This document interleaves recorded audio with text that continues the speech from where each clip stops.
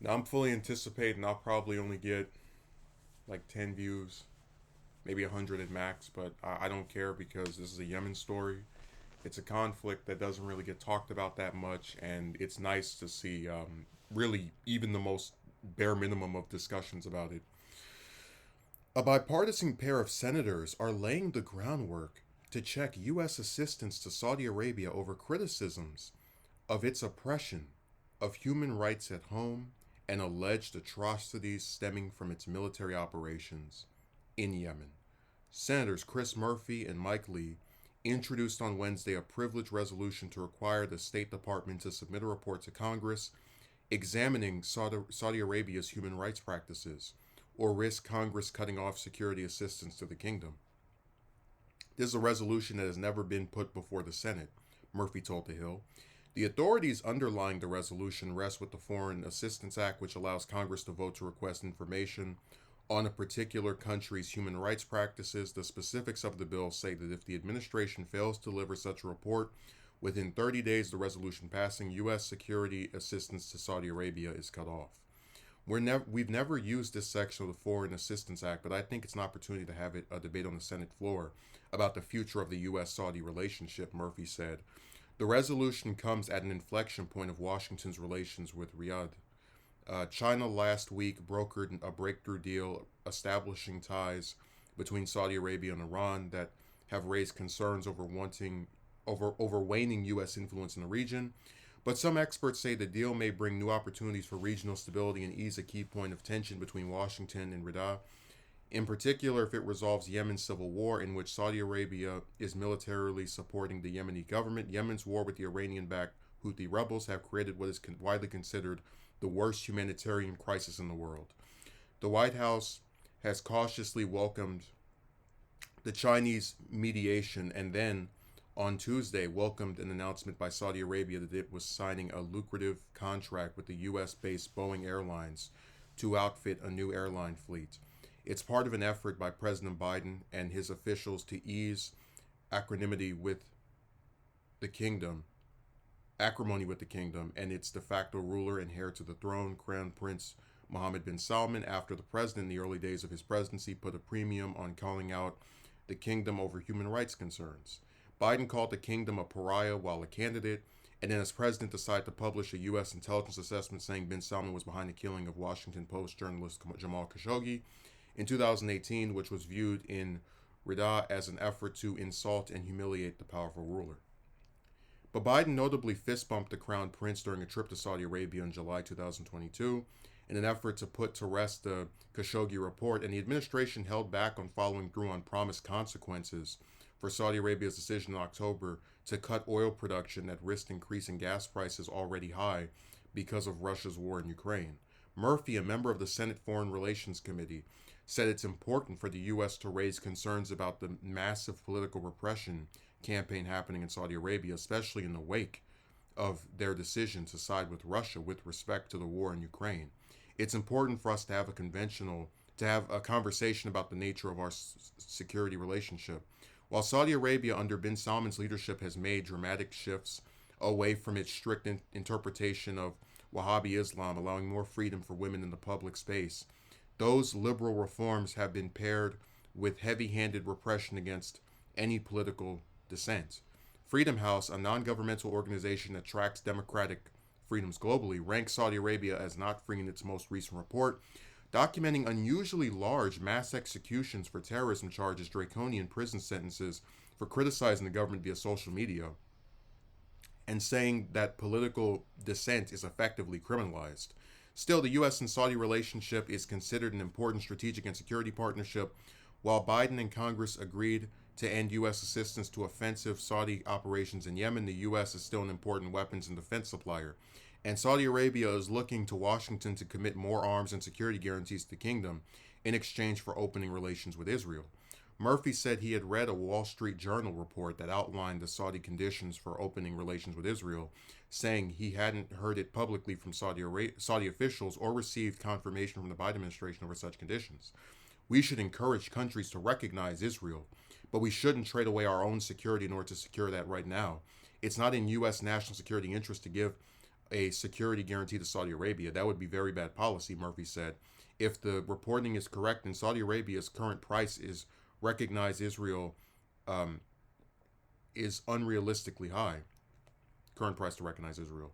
Murphy said that he is in talks with the chairman of the Senate Foreign Relations Committee, Senator Bob Menendez, the most corrupt man in the world, over the process for bringing the resolution to a vote in the Senate, with the privileged nature of the resolution compelling urgency. With introduction of the resolution, the Senate Foreign Relations Committee is given 10 days to put the report for information before the committee for consideration. If the committee fails to do so, Murphy and Lee can force a vote on the Senate floor to discharge the resolution from committee. We're going to talk with Senator Menendez and the Foreign Relations Committee about whether they would be interested in moving it through the committee or whether it would go straight to the floor, but we haven't finished our consultation on it yet, Murphy said. The Senate is in session for the rest of March before going on a 2-week break in the beginning of April. Senator James Risch, the ranking member of the Senate Foreign Relations Committee, said he has not seen the resolution but met with bin Salman in Saudi Arabia earlier this month. I was in Saudi 2 weeks ago. I met with him and had good discussions about relations, Risch told The Hill. We discussed our relationship. We won a relationship with them. They won a relationship with us. It's a long-standing relationship, and we're going to work toward that goal. When asked if he shook hands with the Crown Prince, Risch said, yes, I know him. I've met him previously. He's the head of a country that we have a long-standing relationship with, and we need to deal with him. So, I've been someone who has had a fairly mixed response to Biden's foreign policy, and a lot of that comes from the fact that I think in areas where he's decent, he's not as forceful as he should be, and in other cases, he just does a complete 180. To give you an example, I was really excited at the prospect of us getting back in the Iran nuclear deal, and then there's really been nothing with regard to actually doing that. He pulled us out of Afghanistan, but wasn't really forceful in like combating the narrative a lot of conservatives had of, you had no strategy and this pullout was disastrous and you don't know what you're doing. And also, I would say the Saudi relationship's another thing, because I was really glad that unlike Obama, who got us in there, and Trump, he actually pulled out U.S. involvement with regard to the Saudi-led intervention in Yemen. But the caveat was that we still sell them weapons, so even if we're not officially involved, we're still giving them the materials to continue this conflict. And the article really skimmed over describing what's happening in Yemen. It didn't really talk about the specifics of it. It just said it's, considered the worst humanitarian crisis in the world. But anytime you're available to do so, go and look up a picture of Yemen civilians and see how malnourished they are. You have Saudi Arabia bombing hospitals, food courts, this blockade that stops food from getting in. It's disgusting. And it's something that in a world where people were actually compassionate, you would see more outrage over it. You would see people on social media posting every day about how screwed up it is. You would see people just horrified that we allow this government to effectively go even beyond an apartheid state to create this never-ending 8 years long massacre that's been happening now under 3 different American president administrations. And even though the latest one pulled us out of there, we still have indirect involvement again by selling weapons. But instead, no one really seemed to care. As far as, you didn't see outrage, you didn't see people saying anything with regard to a majority of our congressmen and senators.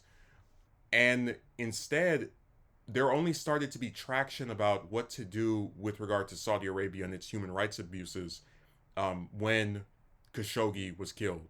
And Khashoggi's death is sad, it's bad, it's a horrible thing. I'll be the first one to agree with that. But I'll never understand the displaced outrage of being so mad about this one journalist being killed, and then just complete deafening silence from everybody with regard to the larger picture of an entire country having its people starve to death over a conflict between some rebels and the official government that was butthurt, that was ousted And then Saudi Arabia, that which was butthurt over its friendly government being ousted in Yemen, decided to retaliate by attacking the civilians in the way that it did and starving them to death.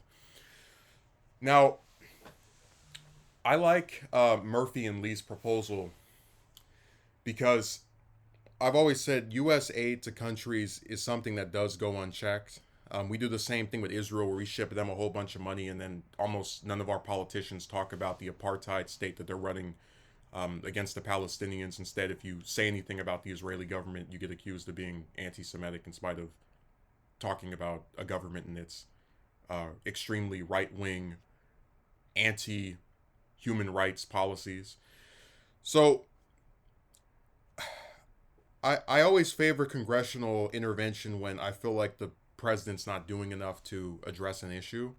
And I feel like Biden, when he was campaigning and trying to get that anti-war group to be behind him, was like, yeah, I oppose the Saudi intervention as well. That's why when I was vice president under the person who started our involvement there, I said nothing, but now I oppose it.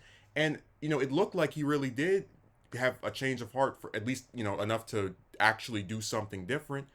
But then what does he do last year? He goes to Saudi Arabia, fist bumps the person that is still in charge of their government and their military regime in Yemen that's killing all these people, and just gives him this softball meeting that seems to show that they're having warmer relations. So basically, as he's cozying up to bin Salman, now we're seeing a bipartisan group of senators actually try to respond to this, and I'm very glad for that.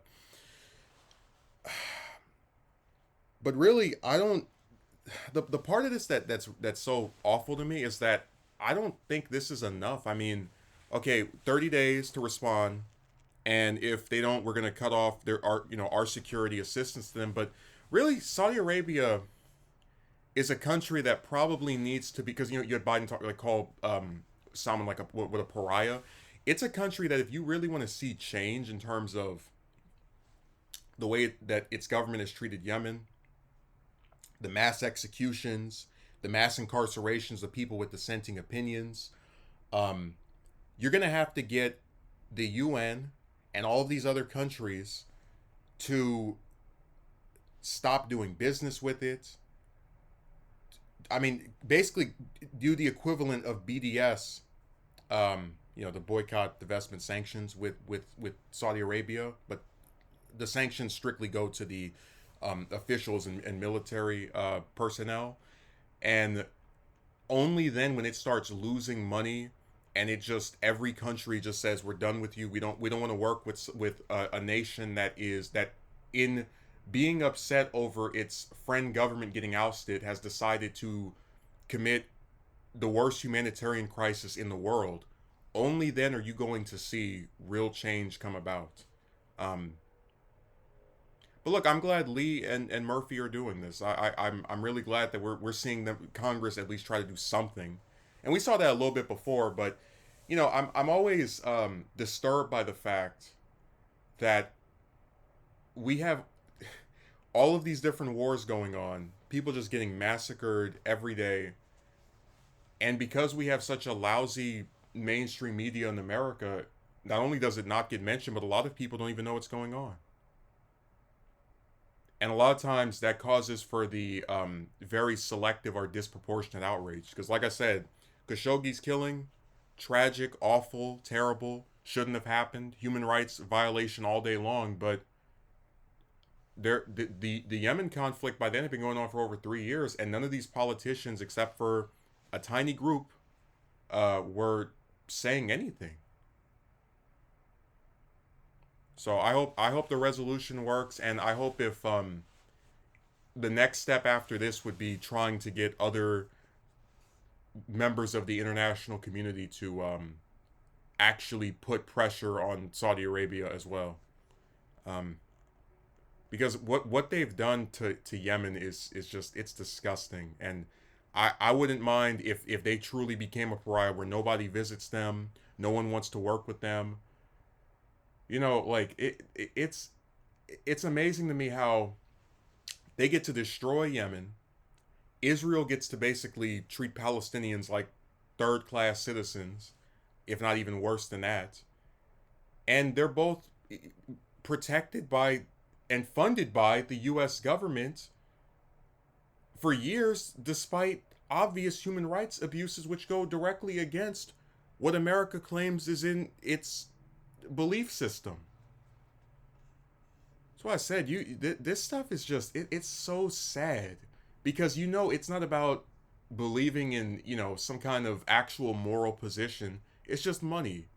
Oh, we get oil from them, so they can kill people. We don't care, and that's sad because when you trade the integrity of a nation for some coins, that's why over here people just go around doing stuff to each other and have no, because they know even at the top the people who say they're in favor of human rights and caring about other people, they don't mean it, and they know it because they see how we treat other countries where they commit human rights abuses. High five. As long as you give us some coins, anything goes.